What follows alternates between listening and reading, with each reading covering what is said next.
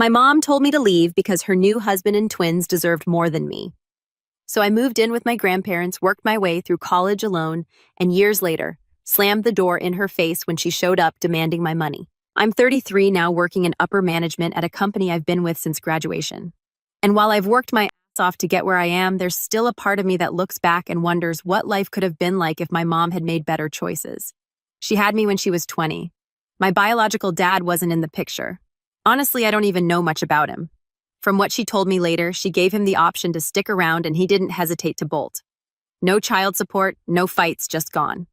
We lived in this tiny apartment above my grandparents' garage. It wasn't much, but it worked. My grandparents basically carried her through that time. They helped her with me while she finished school and got her degree in physical therapy. She juggled schoolwork and raising me on her own. I'll give her credit. She didn't just sit around feeling sorry for herself. Being a single mom, she worked hard. Those early years weren't bad. Sure, money was tight, but I didn't notice. I spent a lot of time with my grandparents while she worked or studied. My grandpa loved having me around. Honestly, he probably did more for me than anyone else during those years. My mom would still make time for me when she could. She read to me before bed, took me to the park, stuff like that. Things changed when I was about 8. My mom met this guy named Leonard at her job. He seemed all right at first. Stable job, normal guy. I remember her saying how different he was from the guy she'd dated before. They dated for a while, and after a couple of years, they got married when I was around 11. Leonard wasn't a bad guy, but he wasn't warm either. He was polite, almost distant. He wasn't mean to me or anything, but he didn't really try to connect either. He treated me like I was just there, like part of the furniture. At first, nothing really changed. I was still living with my mom and now Leonard. It was fine. Not great, but fine. Then little things started to shift. My mom started focusing more on Leonard and their life together. Dinners became quieter, less about me and more about them. I remember sitting there trying to join the conversation and being brushed aside like I wasn't even there. I didn't take it personally. At first, I figured she was just excited about her new marriage and trying to make it work. But as time went on, it became clear that I was slowly being pushed out of the picture. I tried harder to get their attention. I worked my ass off in school, brought home good grades, helped around the house. Anything to show I was still worth noticing. Then when I was about 12, my mom got pregnant. Twins. Everyone was thrilled. I was 2 at least at first. I imagined being the cool older brother helping out with the babies, teaching them things, and just being part of this new family. I even started babysitting for neighbors to practice for when the twins came. But as her pregnancy went on, my mom's attitude toward me shifted even more. It was like she didn't have time for me anymore. Everything was about the twins. I figured it was temporary. Like once they were born, things would go back to normal.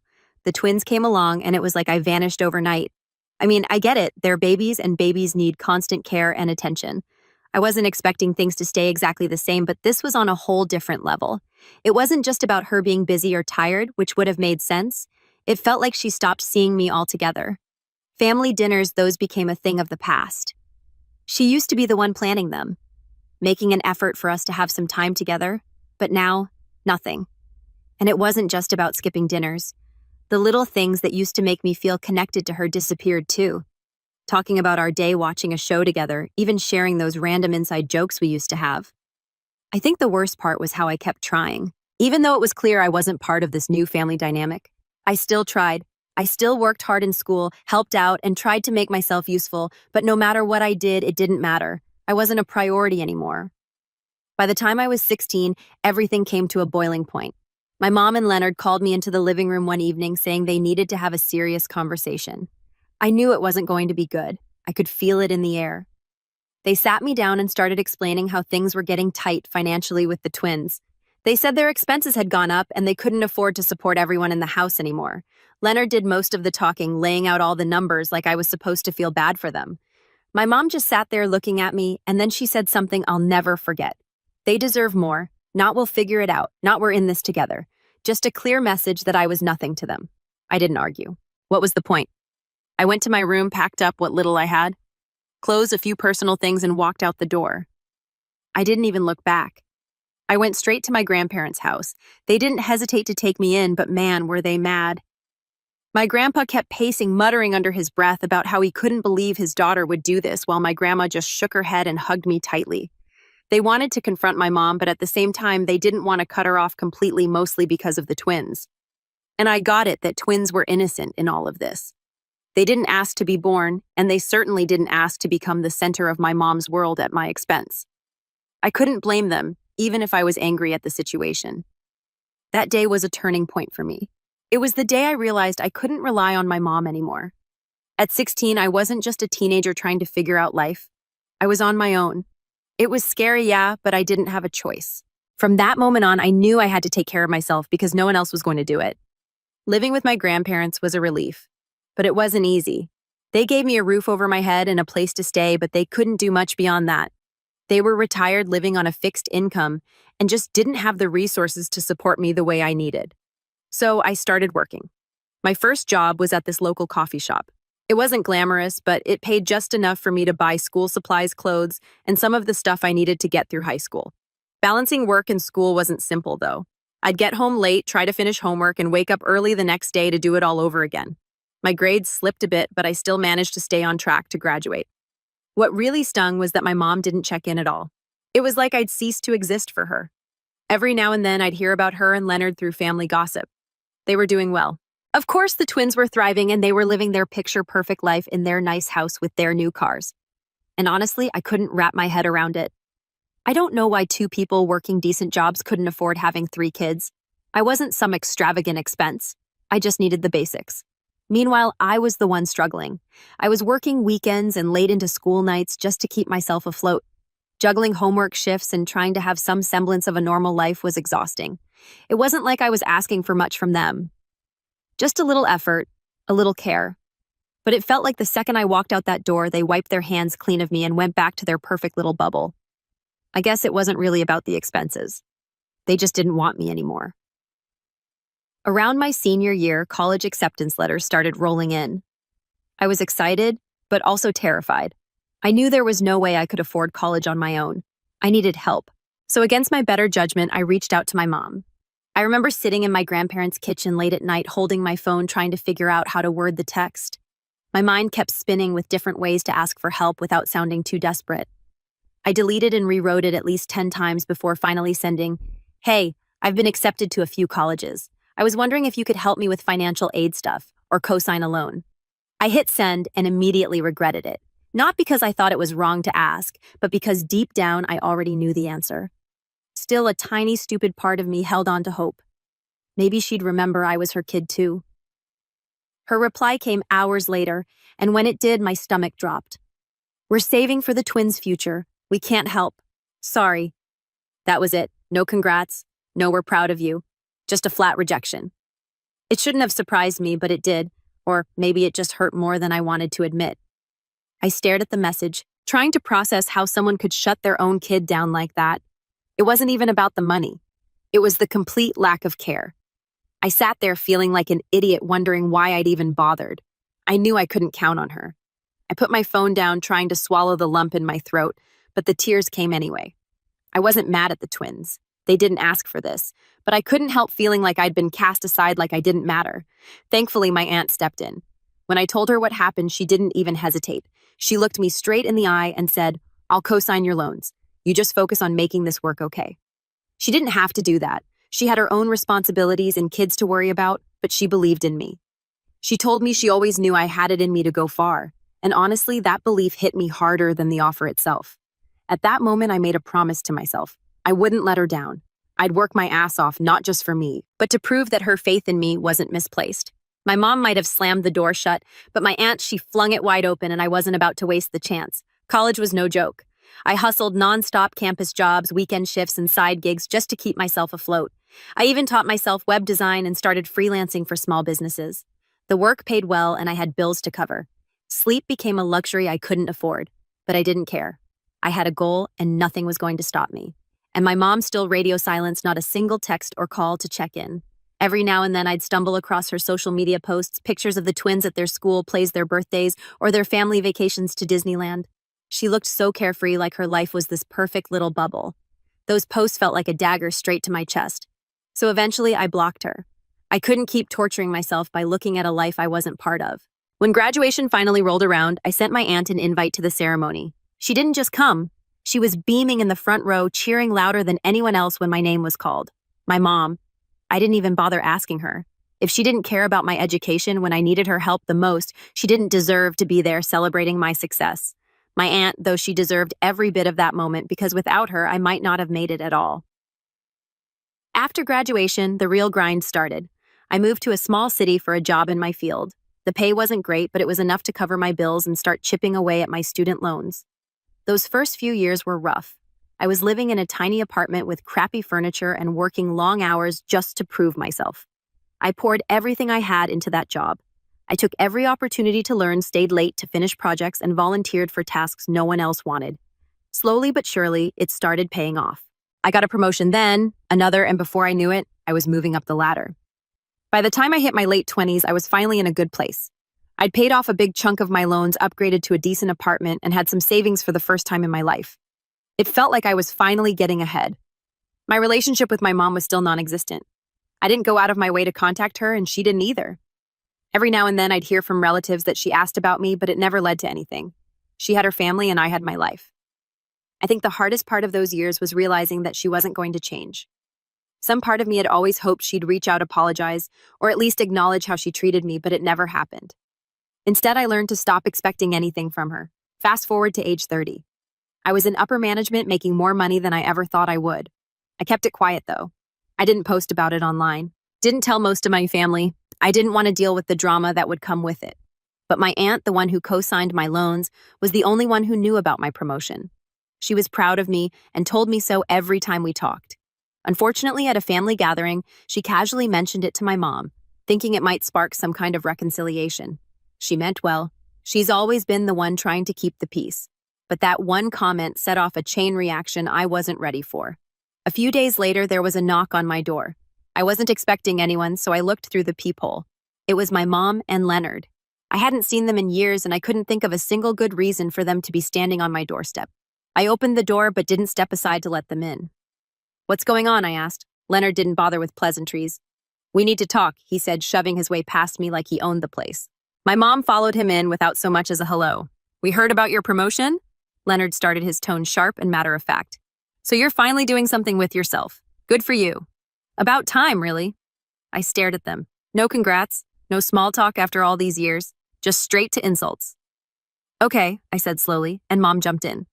"The twins are starting college soon, and we've hit a bit of a rough patch financially. We figured since you're doing so well now, you could help out with their expenses." I don't remember my exact reaction, but I know that all I did was try to process what was happening. After years of silence, after everything they'd put me through, they had the nerve to show up at my door and demand money. "Are you serious?" I finally said. "Why wouldn't we be?" Leonard shot back. "You're making good money now, aren't you? Don't act like you can't afford it. You don't have kids. You don't have a family to take care of. You've got the money." "It's not about whether I can afford it," I said, my voice rising. "It's about the fact that you two have done absolutely nothing for me, and now you're standing here asking for a handout like I owe you something." Mom rolled her eyes. "Oh, here we go," she said, throwing her hands up. "You're going to play the victim again." "Poor you. We didn't cuddle you enough. You've been holding on to this grudge for years. And for what? Look at you. You turned out fine." "Yeah, because I worked my ass off. I snapped with no help from either of you. Do you have any idea how hard it was to get through college without a cosigner, without any financial support? I made it happen, but not because of you." "In spite of you," Leonard smirked. "Oh, come on. Stop acting like you had it so rough. You've got a good job now, don't you? A nice place to live. Maybe you should be thanking us. If we hadn't pushed you out, you wouldn't be where you are today." "Thanking you?" I said, my voice shaking with anger. "You threw me out because I wasn't convenient anymore. You made it clear I didn't matter to you, and now you're here expecting me to swoop in and save the day for the kids you actually cared about." "Absolutely not." Mom's tone turned icy. "You're being selfish," she snapped. "I raised you on my own, worked my ass off to keep you alive, to give you everything you needed, and now look at you. You've got everything you need, and all we're asking for is a little help. They're your siblings. You owe them that much after everything I've done for you." It wasn't just what she said, it was how she said it. Like I should feel ashamed for not immediately bending over backward for her and the twins. "I don't owe them anything," I shot back. "And I definitely don't owe either of you. You made your choices and I made mine. You decided I wasn't worth your time or money, and now you're expecting me to put my life on hold for them. That's not happening." Leonard stepped closer, his face hard. "You know what your problem is. You've always thought you were more important than you actually are. You think you're better than everyone else just because you made it out on your own. But let me tell you something. You didn't mean anything to this family then, and you don't mean anything now. That hit hard. But I didn't let it show. Then why are you here? I said coldly. If I don't mean anything to you, why are you standing in my living room begging for money? Mom snapped. Because we didn't want to come here. Do you think we enjoy asking you for help? But the twins deserve a future, and if you weren't so selfish, you'd see that. But no, you're too busy playing the wounded child to do anything for anyone but yourself. I laughed bitterly. You want to talk about being selfish? You threw your own kid out of the house to make room for your real family. You told me I wasn't worth the effort, and now you want to stand here and talk about what the twins deserve. They deserve better parents. That's not my problem. Leonard pointed a finger at me, his voice rising. You better watch your mouth. We're still your family, whether you like it or not. And family helps family. No, I said firmly. Family doesn't do what you did to me. Family doesn't throw their kid out like trash and then come crawling back when they need money. You're not my family. You're strangers to me. Mom's face twisted in anger. Fine, be a selfish little brat, but don't come crying to us when your life falls apart. You think you're so much better than us, but you're nothing. You'll always be nothing. That was it. I'd had enough. If you don't leave right now, I said, pulling out my phone. I'm calling the police, Leonard scoffed. Go ahead, call them. See how that looks. Throwing your own parents out of your house. You're not my parents, I said calmly, my finger hovering over the screen. Not anymore. Mom grabbed his arm, muttering something under her breath. You're going to regret this, she said, as they turned to leave. No, I said, shutting the door behind them. I'm not. It was the moment I realized just how much I'd changed. The kid who desperately wanted their approval was gone. I didn't owe them anything, and I wasn't going to let them guilt me into thinking otherwise. After they left, I stood in my living room, phone still in hand, and just stood there. I wasn't upset. I wasn't even angry anymore. I was exhausted for years. I'd carried this hope very deep down that maybe one day they'd see me as their son, their family, as someone who mattered. But that hope, it was gone. That confrontation slammed the door on any lingering illusions I might have had about them. After that day, I thought I'd seen the last of them. I had made it clear they weren't welcome in my life, and I was ready to move on. But people like them don't take no for an answer. They weren't done trying to claw their way back in, and what followed was nothing short of chaos. A couple of weeks later, I found out from my coworkers that my mom had shown up at my office. I wasn't there. I'd taken a sick day, but she apparently caused quite the scene. She marched in, demanded to speak with me, and when she was told I wasn't there, she refused to leave. She was shouting about family and sacrifices and how I owed her. One of my coworkers said the next day security had to escort her out. It was intense. I apologized to everyone, mortified. I made sure to notify HR and told them to add her to the list of people who weren't allowed on the premises. Still, I was shaken. I couldn't believe she'd stoop that low. But the worst was yet to come. My mom didn't back off. One evening, about a week later, I got home from work and found her waiting for me outside my house. She was pacing up and down the driveway, clearly agitated. The moment I stepped out of my car, she stormed over. You can't keep ignoring me, she yelled. I took a deep breath, keeping my distance. What are you doing here? We need to talk, she said, pointing her finger at me like I was a child. You think you can just walk away from your family, from your responsibilities? What responsibilities? I shot back. You're the parent, not me. The twins are your kids. You're the one who's supposed to figure this out, not me. That set her off.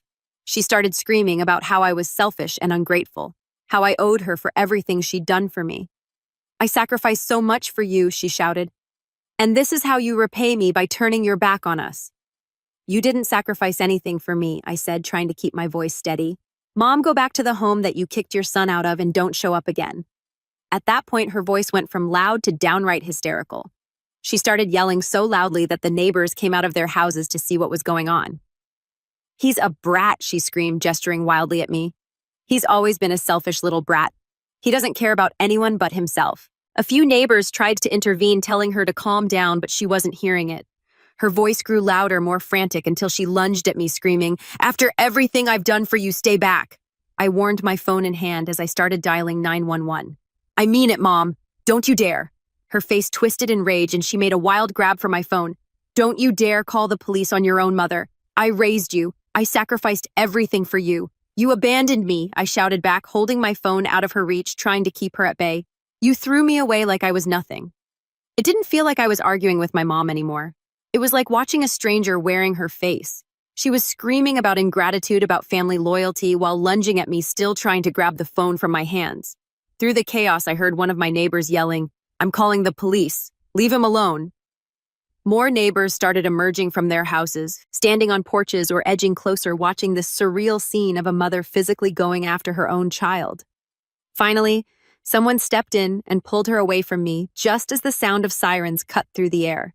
She struggled against them, still screaming something incoherent, but the moment was over. As the flashing lights of the police car filled the street, I stood there shaking, realizing how far she'd gone and how much I could never let her back into my life. The next morning, I went straight to the police station and filed a report. I explained everything. The workplace incident, her showing up at my house, the screaming match in front of my neighbors. The officer I spoke to was sympathetic and helped me start the process of getting a restraining order. When I told my grandparents what had happened, they were furious. "She's lost her mind," my grandpa said, shaking his head.